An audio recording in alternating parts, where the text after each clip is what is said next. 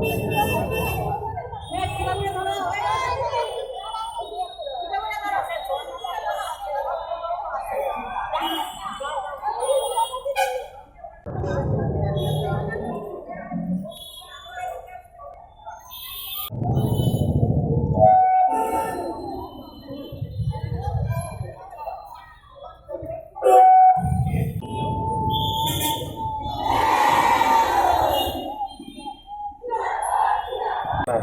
Public gathering এর জন্য আপনাদের সব চারিদিকে বিশৃঙ্খলতা হচ্ছে, তাই আপনাদের কাছে আমি এখান থেকে অনুরোধ করছি যে আপনারা অতি সত্ত্বর এখান থেকে ডিসপার্স করুন, না হলে আপনাদেরকে অ্যারেস্ট করতে বাধ্য হব।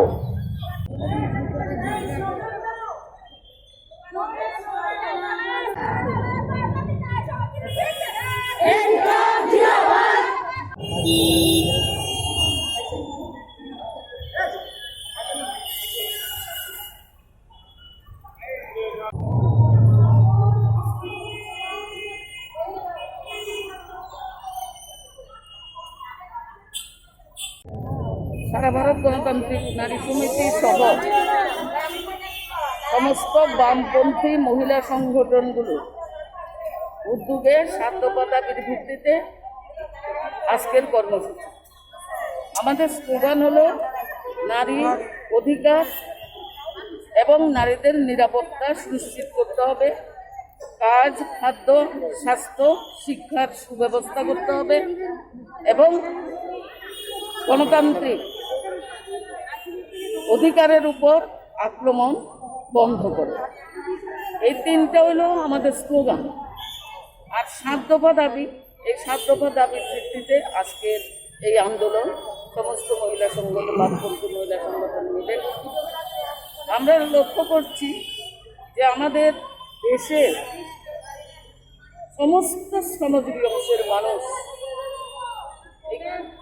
কোভিড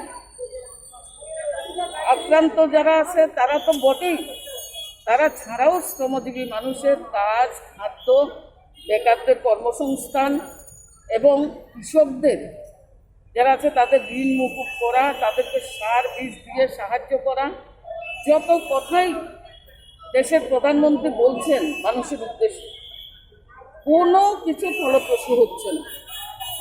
কাজেই মানুষ এখন না খেয়ে প্রায় মরে যাওয়ার অবস্থা হয়েছে। কোভিড-19 করতে করতে আজকে প্রায় 6 মাসের মতো হয়ে গেল কোভিড-19ই করছে, কিন্তু তার যে সুব্যবস্থা করা সেগুলো নাই। কোভিড কেয়ার সেন্টারের দুরবস্থা, তাদের খাবার ঠিকমতো দেওয়া হচ্ছে না, পরিষ্কার পরিচ্ছন্নতা নেই, কোনো কিছু নেই। এই অবস্থার মধ্যে অঙ্গনাদি ওয়ার্কার তাদের রাত দিন খাটানো হচ্ছে, অথচ তাদের মজুরি বৃদ্ধি করা হচ্ছে না। আশা ওয়ার্কাররা ডাক্তার থেকে বেশি সময় দিচ্ছে, অথচ দেখা যায় আশা ওয়ার্কারদের কোনো ভাতার ব্যবস্থা তারা করছে না। তারা যা কাজ করবে, যে যা দেবে তাই ওরা পাবে। এটা তো এভাবে অরাজকতা চলতে পারে না। যার জন্য আমরা সরকারকে বলতে চাই যে এগুলোর ব্যবস্থা অবিলম্বে করো।